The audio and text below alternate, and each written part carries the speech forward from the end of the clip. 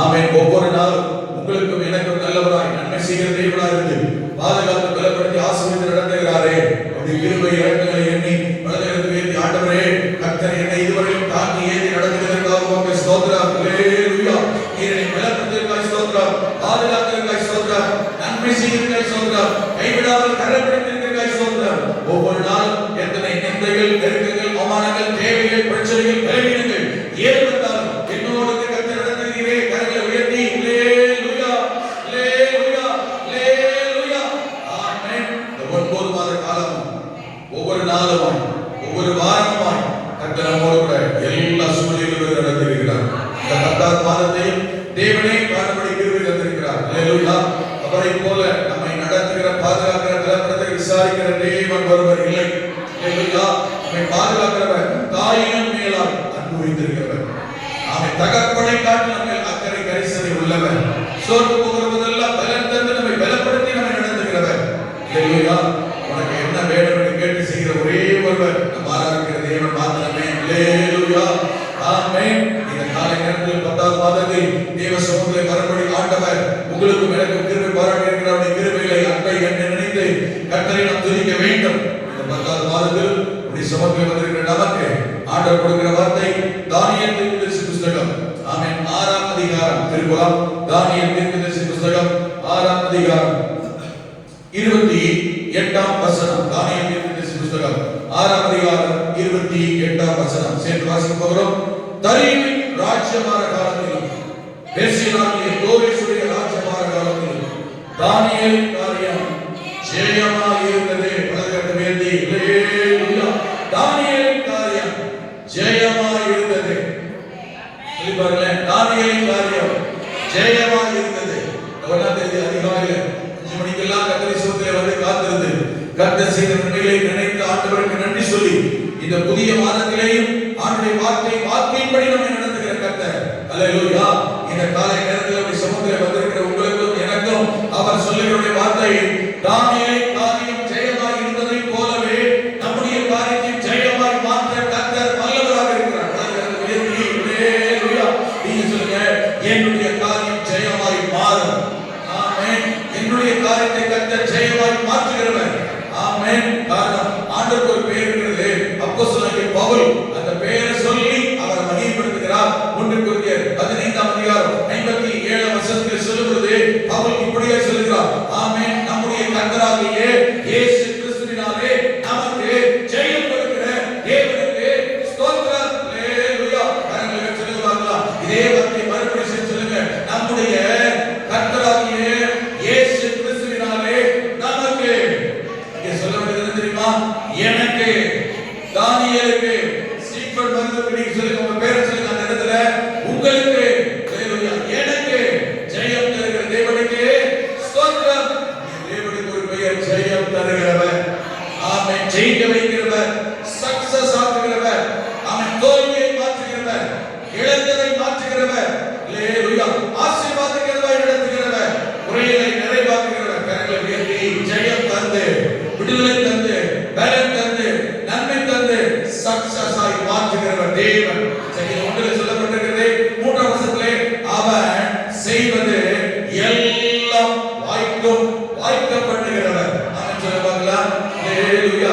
ஜெயம் உண்டு என்றால் வாய்க்கப்படுகிறவர், சக்சஸ் ஆக்குகிறவர், தோல்வியை ஜெயமாய் மாற்றுகிறவர், இழந்ததை மறுபடியும் தருகிறவர், சரிந்து விழுந்து விட்டால் மறுபடியும் எழுந்து நிமிர்ந்து நிற்க செய்கிறவர், கலங்கப்பட்டு விட்டால் பலன் தந்து, சுகம் தந்து, ஆரோக்கியம் தந்து, அவன் தலை நிமிர பண்ணுகிறவர். எங்கே தலை குனிவு ஏற்பட்டதோ தலை குனிந்த இடத்தில் தேவன் உங்களை தலையை நிமிர பண்ணுகிற சர்வ பலமுள்ள தேவனாக இருக்கிறார். ஜெயம் தருகிறவர்.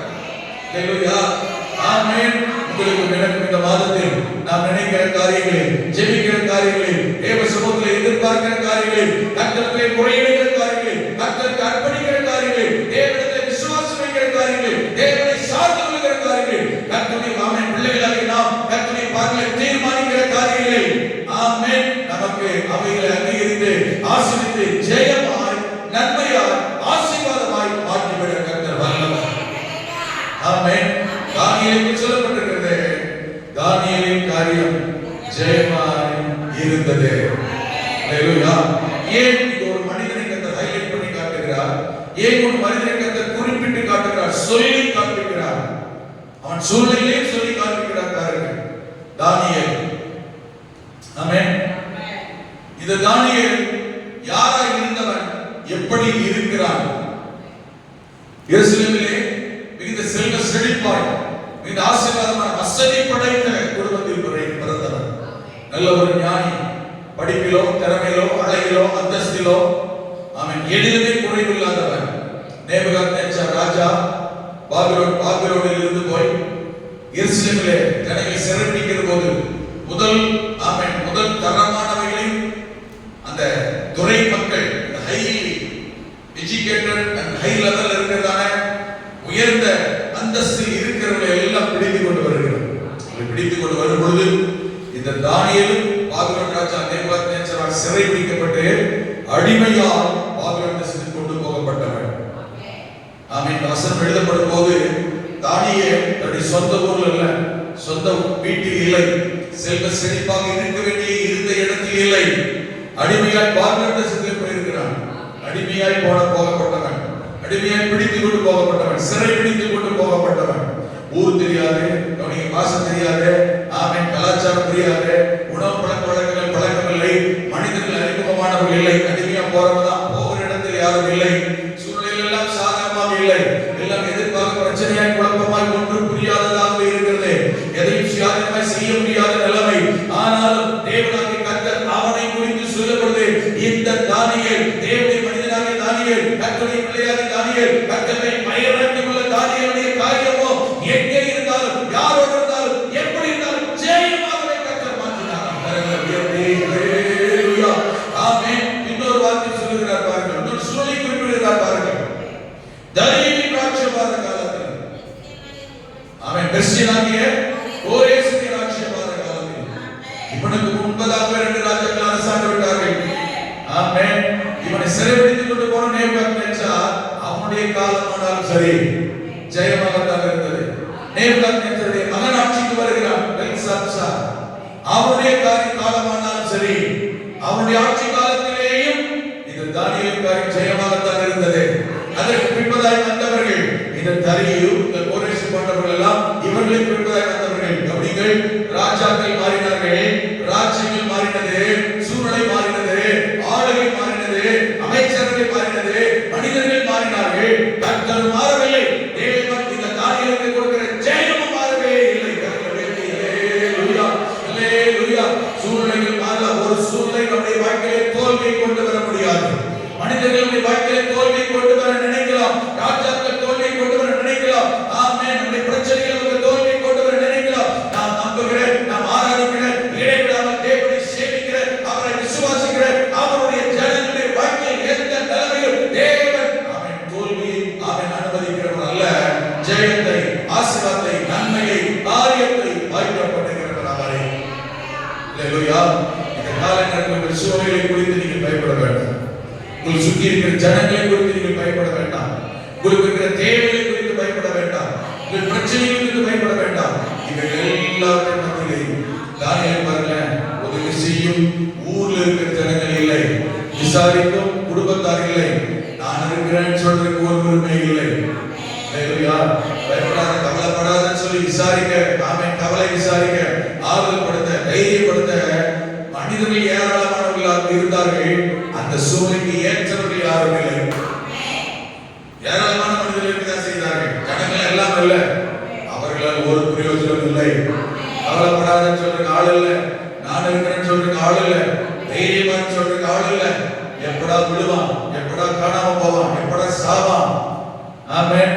சுற்றி இருக்கிற சூழ்நிலைகள் எல்லாம் பாருங்க, யாருமே இல்லை. ஆனால் இவன் எங்கு போனாலும், எங்கே இருந்தாலும் கர்த்தர் கூடவே இருந்தார். ஹalleluya. கர்த்தர் கூடவே இருந்தார். நன்மை செய்து பிடித்துக் கொண்டு போன இவன் எங்க இருந்தான், எப்படி இருந்தான், யாரா இருந்தான், எல்லாம் யாருக்கு தான் தெரியும்? நேபுகாத்நேச்சார் ராஜாவுக்கு தெரியும். அவன் தான் இவன் அங்கிருந்து பிடிச்சு வந்தான். பிடிக்க போகும்போது, பிடிக்கப்படுறது, அடிமையை சிறை பிடிக்கிற காலத்துல இவன் எங்க இருந்தான், யாரா இருந்தான், எப்படிதான், என்ன அந்தஸ்து இருந்தான், எவ்வளவு உயர்வுல இருந்தான், அவன் எப்படி ஒரு குடும்பத்தில் இருந்தான், எவ்வளவு செல்வ செழிப்போடு இருந்தான், இதெல்லாம் யாருக்கு தான் தெரியும்? பிடிச்ச ராஜாவுக்கு தான் தெரியும். அவனுக்கு விசாரிப்பதற்கு இல்லை. அவன் மகன் அடுத்து வருகிறான், படிச்சிருக்கான், எப்படிப்பட்ட படிச்சிருக்கான், அவன் யாரோட நிலைமை என்ன சூழ்நிலை என்ன திறமை எல்லாம் தெரியும். ஆமென். அவனாலே உங்களுக்கு ஒரு உதவி நன்மை செய்ய முடியவில்லை. அல்லேலூயா. அடுத்தடுத்து ராஜாக்கள் வருகிறார்கள். தரியு ராஜா வருகிறான். சிங்கைக்கு போட சொன்னதே தரியு ராஜா தான். இவன் யார் என்ன ஏது எல்லாம் தெரியும். அவனாலே காப்பாற்ற முடியவில்லை. அல்லேலூயா. கோரேஸ் வருகிறான். ஆமென். கோரேஸ் தான் இஸ்ரவேல் ஜனங்களுக்கு நன்மை செய்யும்படி கர்த்தர் அவனை கொண்டு வந்திருந்தார். ஆனால் இவனுக்கு இதுவும் யாராலும் ஒன்றும் செய்ய முடியவில்லை. யாராலும் ஒன்றும் செய்ய முடியாத நிலைமையாக இருந்தாலும் இந்த தானியை கவனிங்க, நான் அடிமையா வந்துட்டேன், கர்த்தரை கொண்டு வந்தார், இந்த சூழலை கர்த்தர் ஒருபோது கர்த்தரை எதுவே நொந்து கொள்ளல. எங்க இருந்தாலும் எப்படி இருந்தாலும் எந்த சூழல் இருந்தாலும் எவ்வளவு கீழே போனாலும் இவனுக்கு ஒரு நம்பிக்கை இருந்ததே, கர்த்தர் என்னோடு இருக்கிறார், கர்த்தரை கைவிட மாட்டார், கர்த்தரை உயர்த்துவார், தேவனின் தலையை நிமிர பண்ணுவார், என்னை கர்த்தர் ஆசீர்வதிப்பார், என்னை கைவிடவே மாட்டார் என்று எந்த நிலையிலும் கர்த்தர் மேல் அவிசுவாசம் வரல, அதைரியப்படல, நம்பிக்கை வைத்திருந்தான், கர்த்தரை விசுவாசித்தான், அவரை நோக்கி பார்த்தான், இடைவிடாமல் ஆராதிக்கிறவன் துதிக்கிற தேவனை எந்த சூழலிலும் நிறுத்தவே இல்லை. சிங்கத்துக்கு போட சொன்ன ராஜாவே போய் சொல்றான், நீ இடைவிடாமல் ஆராதிக்கிற உன் தேவன். கூட இருக்கிறவனுக்கெல்லாம் தெரிந்தது, வேலை செய்யறவனுக்கெல்லாம் தெரிந்தது, மற்றவர்களுக்கு தெரிந்தது, ஆக்கிறவனுக்கெல்லாம் தெரிந்தது, இவன் யாரு? இடைவிடாமல் கர்த்தரை ஆராதிக்கிறவன். கர்த்தரை ஆராதிக்கிறவன் தெரிஞ்சாலே மற்றவங்களால் பிரச்சனை வரும், வேலை செய்யறதுல பிரச்சனை வரும், சொந்த பந்தங்களால் பிரச்சனை வரும், குடும்பத்துல பிரச்சனை வரும். ஆமென். இது ஒரு பக்கம் மற்றவர்களால் பிரச்சனை வருது, இன்னொரு பக்கம் கர்த்தர் இருக்கிறார், எல்லாத்தையும் கவனித்து பார்த்து கொண்டே தான் இருக்கிறார். அல்லேலூயா. ஒரு காலகட்டம் வரும், ஒரு சூழ்நிலை வரும், நமக்கு பிரச்சனை பண்ணுகிறவர்கள் மாறுகிறார்களா, மனம் திரும்புகிறார்களா என்று கர்த்தர் கவனிப்பார். நமக்கு பிரச்சனை பண்ணுகிறவர்கள் மாறவில்லை, மனம் திரும்பவில்லை என்றால் அவர்களை மாற்றுவார், மனம் திரும்ப வைப்பார். ஆமென். அவர்களால் தொடர்ந்து நமக்கு தொந்தரவு பிரச்சனை தாக்கம் என்றால் அவர்களால் தாக்க பிரச்சனை வராதபடி என்ன செய்ய வேண்டுமோ அவைகள் எல்லாம் செய்ய கர்த்தர் வல்லவர். நாம மட்டும் மாறிடக்கூடாது. அங்கதான் பிரச்சனை, அங்கதான் விஷயம். என்ன ஆண்டவர், என்ன கர்த்தர், என்ன ஜெபம் பண்றாங்க. உனக்கு தெரியுமா, எவ்வளவு பாடுகள் இருக்கிறதோ, எவ்வளவு நெருக்கப்படுகிறோமோ, எவ்வளவு நிந்தையோ, எவ்வளவு கஷ்டமோ அந்த அளவுக்கு மெருகேற்றப்படுகிறோம் என்கிற விசுவாசம் புடமிடப்படுகிறது. பொன்னானது எவ்வளவு புடமிடப்படுகிறதோ அந்த அளவுக்கு சுத்த பொன்னாக மாற முடியும். நான் விசுவாசிக்கிறேன், ஜெபம் பண்றேன், ஜெபத்தை கேட்கல, பிரச்சனை தானே அப்படி போயிடக்கூடாது. கர்த்தர் என்னை சுத்திகரிக்கிறார், கர்த்தர் என்னை சுகமாக்குகிறார், கர்த்தர் என்னை புடம்போடுகிறார், கர்த்தர் என்னை உருவாக்குகிறார். ஆமென். எவ்வளவு புடம்போடப்படுகிறதோ, எவ்வளவு உருவாக்கப்படுகிறதோ அந்த அளவுக்கு மேன்மை, உயர்வு, நம்முடைய குவாலிட்டி, நம்முடைய தரம் உயர்ந்து கொண்டே இருக்கிறது. புரியுது? ஆமென். சின்ன பிரச்சனையில ஜெயம் பெறணும்னா அந்த பிரச்சனைக்கு தக்க நன்மை தான் வரும். எவ்வளவு போராட்டமோ, எவ்வளவு போராடுகிறோமோ, ஒருத்தன் 10 மீட்டர் ஓடுறான்னா 10 மீட்டர் ஓட தக்கவங்களுக்கு தான் பரிசு கொடுப்பாங்க. 50 மீட்டர் ஓடுறான்னா 50 மீட்டர் ஓடி ஜெயிக்கிறவங்களுக்கு தான் பரிசு கொடுப்பாங்க. ஆமென். 100 மீட்டர் ஓடுறான்னா 100 மீட்டர் தக்கவங்களுக்கு, 200 மீட்டர்னா 200 மீட்டர் தக்கவங்களுக்கு, 500 மீட்டர் ஓடுறான்னா 500 மீட்டர் ஓடி ஜெயித்த அளவுக்கு, 500 மீட்டர் ஓடி ஜெயிச்சவனுக்கு 10 மீட்டர் ஓடி ஜெயிச்சவனுக்கு பரிசு கொடுக்க மாட்டாங்க. 10 மீட்டர் தான் ஓடி ஜெயிச்சிருக்கானா 500 மீட்டர் ஓடுறதுக்கு பரிசு எல்லாம் கொடுக்க மாட்டாங்க. அல்லேலூயா. 10 மீட்டர் ஓட இந்த பெரிய கோப்பனா இவர்தான். ஆமென் சொல்லுங்க. ஆமென். 500 மீட்டர் ஓடிட்டான், ஜெயிச்சிட்டான், கடகல போட்டியில ஜெயிச்சிட்டான். எத்தனை பேர் தாண்டி ஜெயிச்சிட்டானா 500 மீட்டர் ஓடி ஜெயிச்சு வரும்போது அவனுக்கு இருக்கிற வரவேற்பு, அவனுக்கு இருக்கிற பரிசு, அவனுக்கு இருக்கிற மதிப்பு, அவனுக்கு இருக்கிற பேர் போடு எல்லாம் வேற. அது எப்பதான் தெரியும்? ஜெயிச்சு வரும்போது.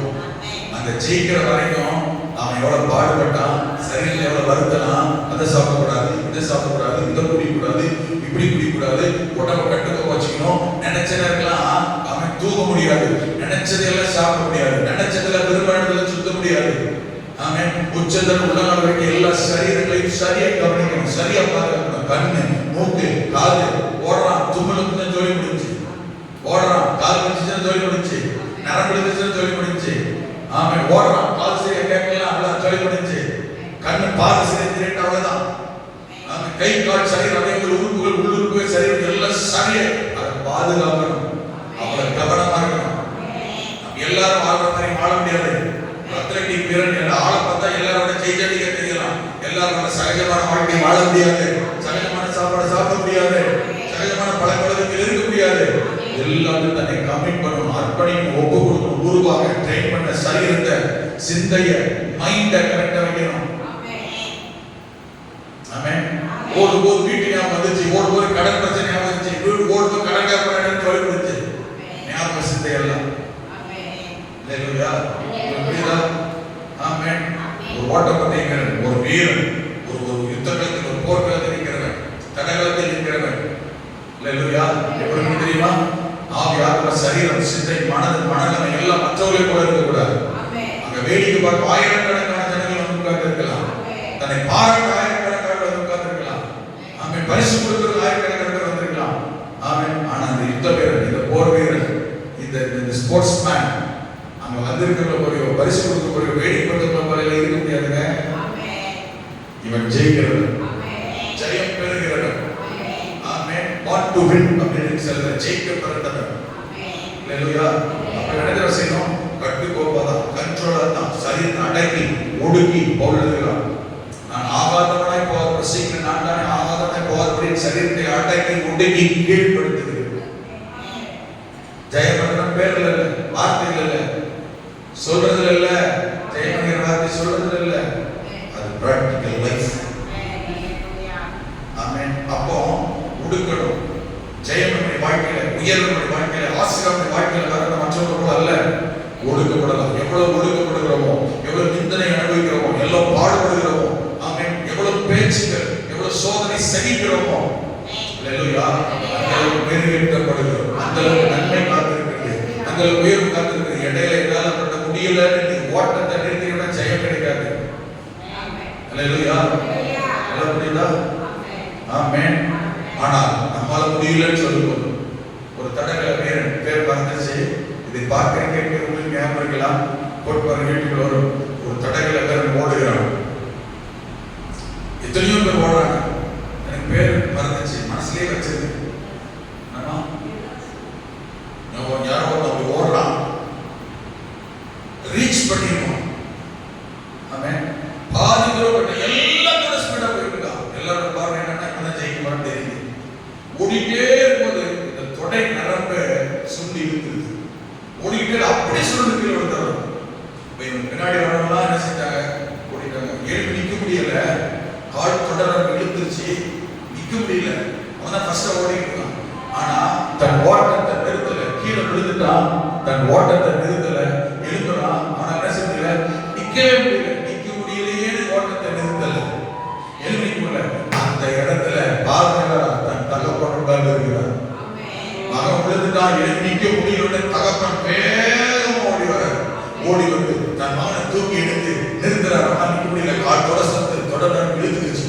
உடனே மகனுடைய தோல்ல கையை போட்டு வா போலாம் கூட்டிட்டு போறாங்க, வா போலாம் காரணிக்கு வந்து உட்காரு கூட்டு போற தோல்ல கையை போட்டு தகப்பன் மகனுடைய ஓடுறாரு. ஆமென். இவன் ஓட்டத்தை நிறுத்தல, கால் பூண முடியல, கால் பிடிச்சிக்கிறான், அழுறான், பயங்கரமா அழுதுகிட்டே ஓடுறான். ஓடிட்டு அந்த என் பாயிண்ட் பார்த்தீங்களா, சக்சஸ் பாயிண்ட் பார்த்தீங்களா, அதை போய் தொட்டுட்டான். தொட்டுட்டு அங்கதான் போய் ஒழுங்கி ஆடுறான். ஆனா இவனா முந்தி போக வேண்டியவன், இவன் நின்னுட்டான் வெளியில, கால் வெளியில முடியல, கடைசியா தான் போய் சேர்றான். ஆனா முந்தி ஒருத்தர் போய் தொட்டா பார்த்தீங்களா, ஜெயிச்சா பார்த்தீங்களா, அவனுக்கு வந்து பாராட்டை விட, அவனுக்கு வந்து கை கட்டல் வரவேற்பை விட, கால் சுருங்கி நரம்பு இழுத்தும் நடக்க முடியாத நிலைமை வந்தும் தகப்பன் வந்து உதவி செய்து தன் மகனை கடைசி பாயிண்ட் வரை கூட சேர்த்த பார்த்தீங்களா, அந்த தகப்பனுக்கு மகனுக்கு நாங்கள் அந்த அரங்கமே எழுப்பிட்டு. நம்முடைய தகப்பன் தெரியுமா? நம்முடைய தகப்பன் ஒரு மாம்சபுரமான தகப்பனே, ஓட்டப்பந்தயத்தில் ஓடுகிற மகன் கீழே விழுந்துட்டா, முடியல, எழுதி நீக்க முடியல, போதுபட்டு நிறுத்தாமல் முடிகிற வரையில் அந்த எண்ட் பாயிண்ட், சக்சஸ் பாயிண்ட் தொடர வரைக்கும் போய் தொடுவதற்கு, ஜெயிப்பதற்கு, அந்த எல்லையை தாண்டுவதற்கு, அவன் ஓட்டத்தை வெற்றியாய் முடிப்பதற்கு அந்த தகப்பன் உதவி செய்தாரே. ஆமென். நாம் தாயின் கருவில் உருவாக முன்னமே உங்களையும் என்னையும் பேசலை அழைத்த நம்முடைய தகப்பன், நம்முடைய ஆண்டவர் இந்த பூமியிலே உங்களுக்காக எனக்காக மனிதனாய் பிறந்த ரத்தம் சிந்தி மறித்து உங்கள் ஜீவன் என் ஜீவனை பாதுகாக்க ஜீவனை அர்ப்பணித்து மறித்து உயிர்கள் இன்றைக்கும் ஜீவனோடு சக்சஸ் தர, வெற்றியை தர, ஜெயத்தை தர. அல்லேலூயா. ஆமென். முடியலன்னு சொல்லும் போதெல்லாம், பலவீனம் சொல்லும் போதெல்லாம் தகப்பனே கூப்பிட்டு போகலாம். பக்கத்துல இருந்து கூட நின்று கரம் பிடித்து ஆமென் இதுவரை நடத்துகிறாரு. ஜெயம் தர வல்லவராக இருக்கிறாரு.